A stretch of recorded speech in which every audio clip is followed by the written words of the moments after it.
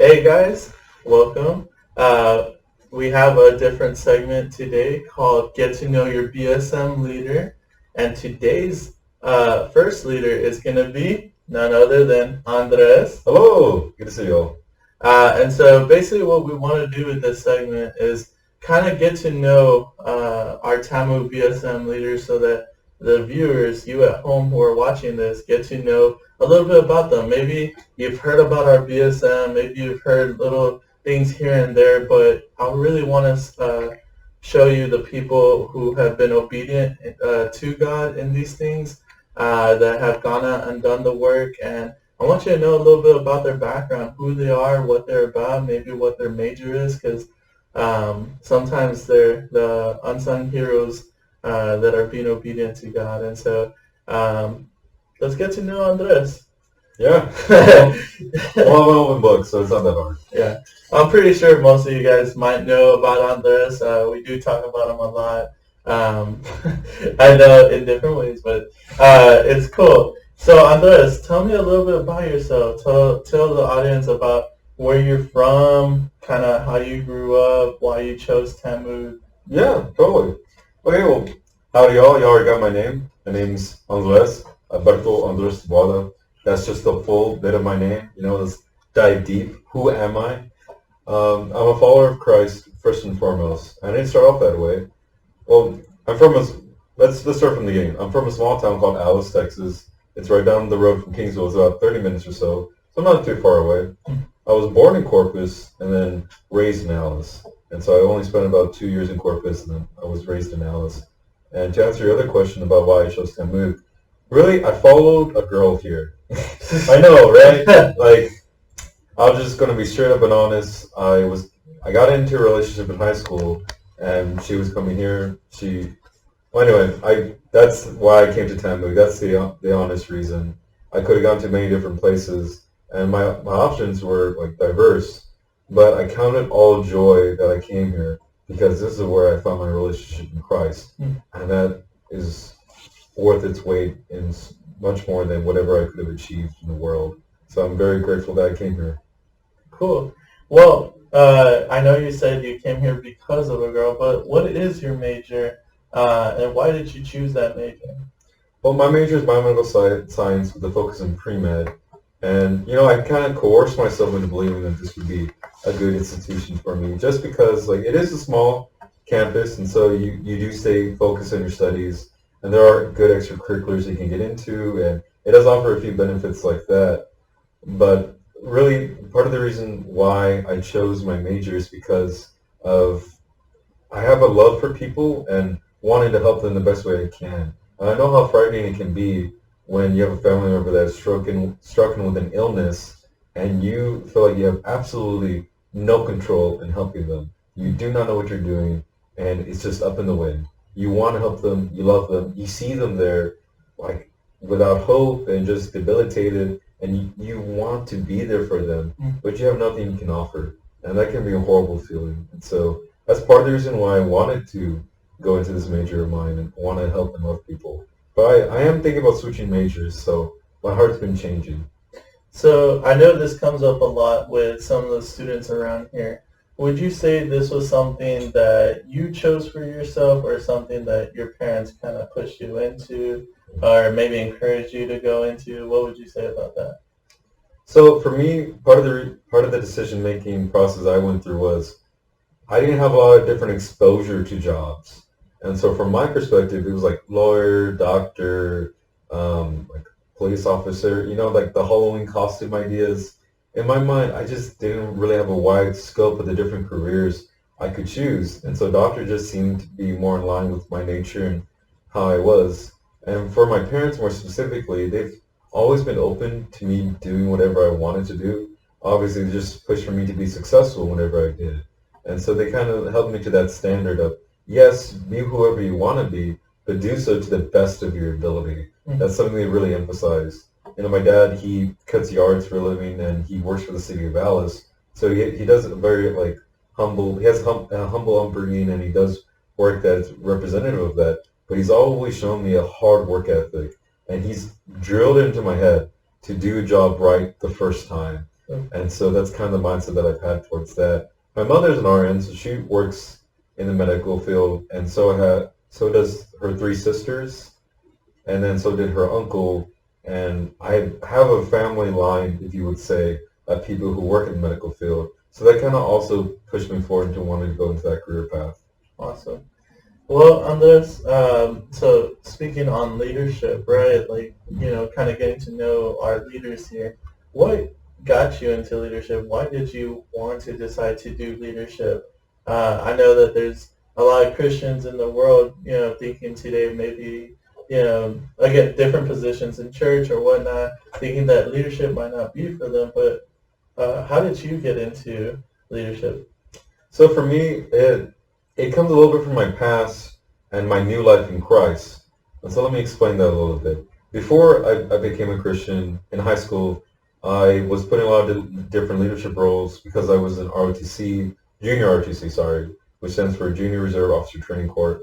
Basically, I was put in a lot of leadership roles in that organization. I was also a part of 11 different clubs from freshman year all the way to senior year. And so I had a lot of experience leading people, being part of a team, being part of an organization. And my kind of leadership style was always, you're only as strong as your team is. And so my thought process is, if your team can continue on without you, you've done a good job leading your team. Now, from a Christian perspective, when I became a follower of Christ and had surrendered my life to Christ and leading my new life in Him, I do so with a different mentality, in that we're called to be a leader in every aspect of our walk with Christ and every aspect of our lives. What do I mean by that? So let's say you're an employee and you work for a boss. There's ways that you can lead in your job as an employee with your peers. If you see something that's done that's not right, and so you feel guilty about that. If there's a certain way you can do something that's representative of Christ, such as being there a little bit early and helping your coworker get started for their day, or asking after hours, hey, how are you doing? Befriending your peers and loving them. And if you're afraid about crossing a line or boundary, there's ways to go about that by doing a gift or just asking them how are they doing and being there for them in a way that isn't superficial, that isn't shallow. You're genuinely curious about how they're doing.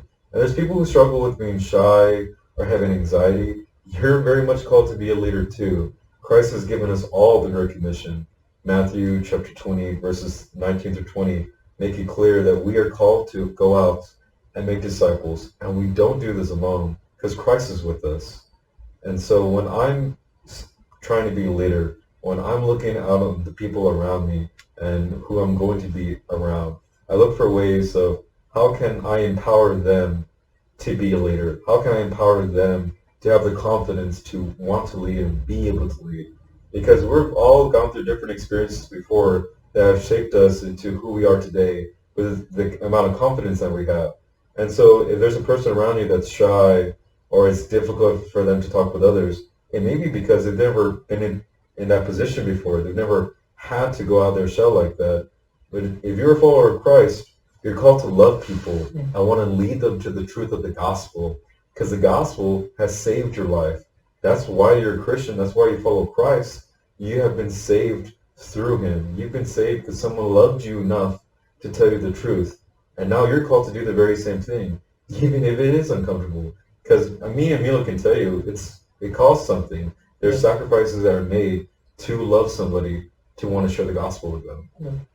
And so in its basic form, for RBSM leadership, whoever gets on leadership is doing what God has called you to do in the Great Commission, being a disciple who makes disciples. And so I know a lot of people like, I don't feel cut out for it, or I might not, feel like in the biggest, position to do so. I have time constraint. But leadership is just having you be the Christian, and for here specifically.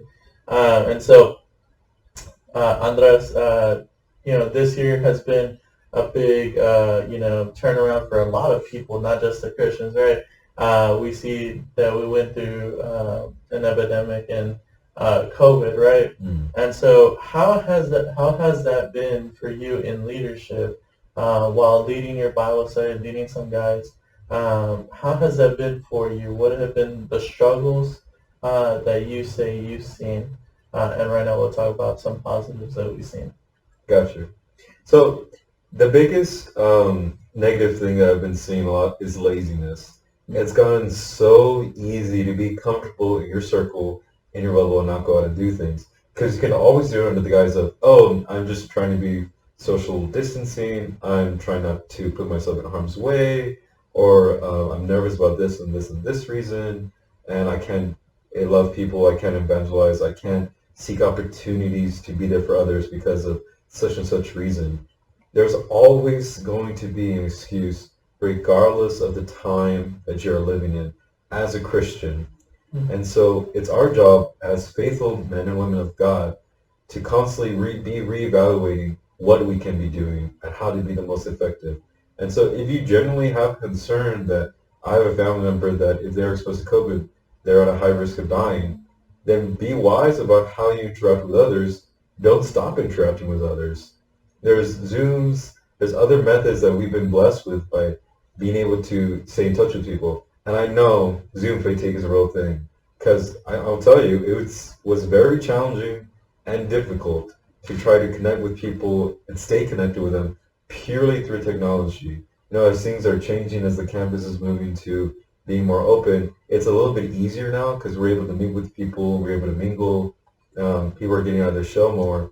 But I mean, I'll be honest with you, there's been this one person, it's been twice now, that I've adamantly tried just saying hi, talking to her, and completely ignores. I am talking. They basically run away from me. Like that's how bad it is. And I was just asking very simple questions of, "What's that on your backpack?" Because there was something written on it, or "How's your day going?" And never before have I've been used to that. But it's a different time. It's more challenging. If you're going to be genuine, you have to be very transparent in how you're being genuine with people.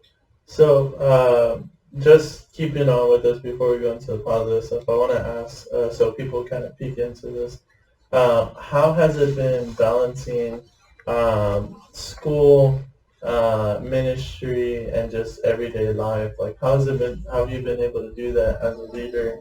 How have you been able to do that as a student? Kind of deal. How have you balanced all those things? Mm.